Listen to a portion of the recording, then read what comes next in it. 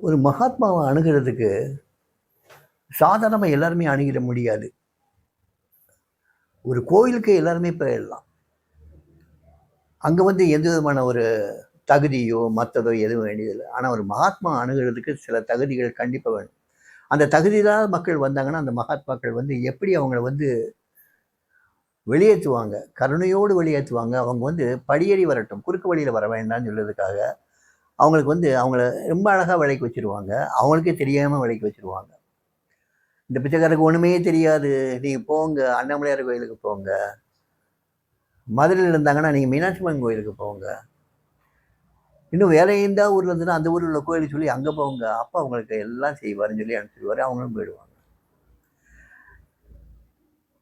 தகுதி உடையவங்களை வந்து எங்கேயுமே போக வேண்டாம் பார், தன்னை தவிர்த்து எங்கேயும் போகக்கூடாது. வந்தியா நேரம் இந்த பிச்சைக்காரனை பாரு, இங்கே இந்த பிச்சைக்காரன் உனக்கு அனுமதி கொடுத்துட்டான போக சொல்லி நேராக வீட்டுக்கு போயிடு. வேற எங்கேயும் எங்கேயும் அலையக்கூடாது.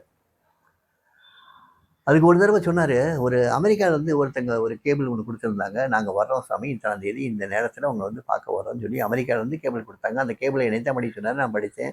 இந்த மாதிரி வர்றாங்க அப்படின்னு சொன்னோன்னே ஓஹோன்னு கேட்டுக்கிட்டாரு. இந்த தேர்ட் டே அவங்க ரீச் நேராக ஏர்போர்ட்டில் ஒரு டாக்ஸி எடுத்தாங்க. நேராக சாமி வீட்டுக்கு முன்னால் நிப்பாட்டினாங்க. நிப்பாட்டி உள்ளே வந்தாங்க.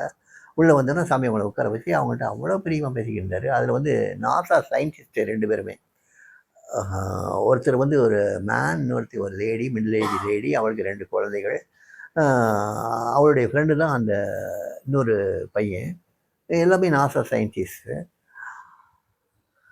அவனுக்கு வந்து நம்பிக்கை கிடையாது. நீ என்ன ஒவ்வொரு லீவுலையும் வந்து நீ வந்து இந்தியாவே போய்கிட்டு இருக்க, ஏன் அப்படி போகிற? இங்கே என்ன இல்லைன்ட்டு வேறு நாடு சுவிட்சர்லாந்து போகலாம், வேறு யூரோப்பில் வேறு எங்கேயாவது போகலாம், இல்லை வேறு எங்கேயாவது சிங்கப்பூரோ இல்லாட்டா இந்த ஆஸ்திரேலியாவோ இங்கே இந்த மாதிரி போகலாமே, ஏன் இந்தியாவுக்கு நீ போய்கிட்டு இருக்கேன்னு சொன்னோடனே, இதெல்லாம் உனக்கு சொன்னால் புரியாது, நீ நேரில் வா, நீயே பார்த்து தெரிஞ்சுக்குவ அப்படிங்கிறாப்புல. சரி நீ சொல்கிற வாரேன்னு சொல்லிட்டு அந்த பையனும் கூட வர்றான். வந்த உடனே அவனுக்கு அந்த சனயத்துக்கு வீட்டுடைய சுற்றுப்புறத்தெல்லாம் பார்த்த உடனே அவனுக்கு ஒரே எரிச்சல். என்ன இந்த மாதிரி இடத்துக்கு கொண்டு வந்திருக்காரு, எங்கே பார்த்தாலும் குப்பையும் கூடமாக இருக்குது, இவரை பார்த்தா ஒரு பிச்சைக்கார மாதிரி இருக்காப்புல, தோளில் என்னத்தையோ சால்வை தூக்கி போட்டு வச்சிருக்காரு, தாடி வச்சிருக்காரு, தலைப்பா கட்டியிருக்காரு, சிகரெட் வர விடாமல் பிடிச்சிக்கிட்டே இருக்காரு, என்ன இடம் இது அப்படின்னு அவன் முகத்தில் ஒரு மாதிரியாக பார்த்துட்டே இருக்க. இவர் வந்து பேசுகிறதெல்லாம் அந்த லேடிகிட்ட பேசிகிட்டே இருக்காரு. ஆனால் பார்வை பூரா அவன்கிட்ட தான் பார்த்துட்டு இருக்காப்புல. பார்த்துட்டே இருக்கும்போது திடீர்னு அவன் முகம் மாறுது. முகம் மாறின ஒரு பிரமிப்பு தெரியுது. அப்புறம் கொஞ்ச நேரம் கழிச்சு பார்த்தா அவன் ஒரு மாதிரியா சோக்கார மாதிரி ஆகிடுறான். நேராக எந்திரிக்கிறான். எந்திரிச்சு சாமி அவனுக்கு முன்னால் ஏறி அந்த தூணில் சாஞ்சிட்டு நிற்கிறாரு.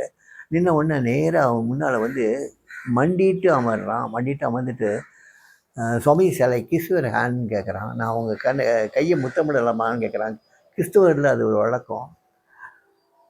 இந்த பிச்சைக்காரன் கை ரொம்ப ஒரு மாதிரி டர்ட்டி ஹேண்ட், இது ரொம்ப அழுக்கடைஞ்ச கை, இதனுடைய ஸ்மெல்லை உன்னால் தாங்க முடியாது ஒன்று, இதான் அழுக்கடைஞ்ச கரம், இது என்னுடைய இயேசுனுடைய கரம்ல இது, I'm seeing Jesus in you swami, it is my Jesus hand அப்படின்னு சொல்லி அந்த கையில் வந்து முத்தமிட்டு கண்ணீர் விட்டு ஆடுறான்.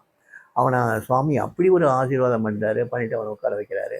அப்புறம் கொஞ்ச நேரம் மறுபடியும் ஒரு 1 ஹவர் பேசிகிட்டு இருக்காங்க. பேசிகிட்டு இருந்த உடனே மறுபடியும் அவங்க கேட்குறாங்க, சுவாமி நாளைக்கு நாங்கள் எப்போ வரட்டும்னு கேட்குறாப்புல. No, the beggar has seen you nicely, நல்லா உங்களை பார்த்துட்டான், இனிமேல் நீங்கள் உங்கள் ப்ரோக்ராம் படி நீங்கள் போய்க்கலாம், இங்கே மறுபடியும் வர வேண்டாம். இந்த பிச்சைக்காரன் இந்த ஃப்ரெண்ட்ஸோட ரொம்ப பிஸியாக இருக்காப்புல, இவங்களாம் ரொம்ப தூரத்துலேருந்து வந்திருக்காங்க. So my father wants this beggar to spend time with these friends அப்படிங்கிறார்.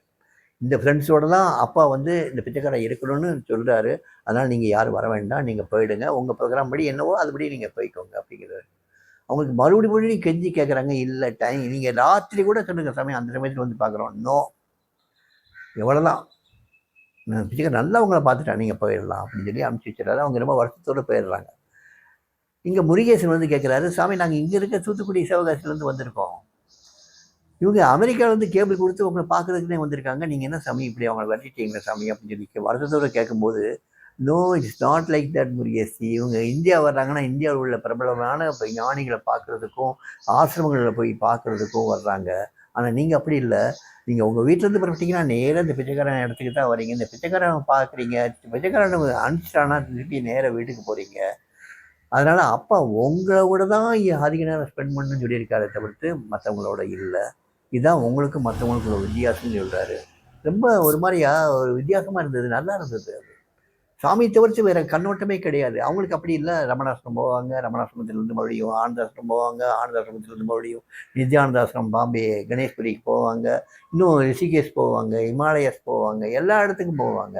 நீங்கள் அப்படி கிடையாதுன்னாரு சுவாமி.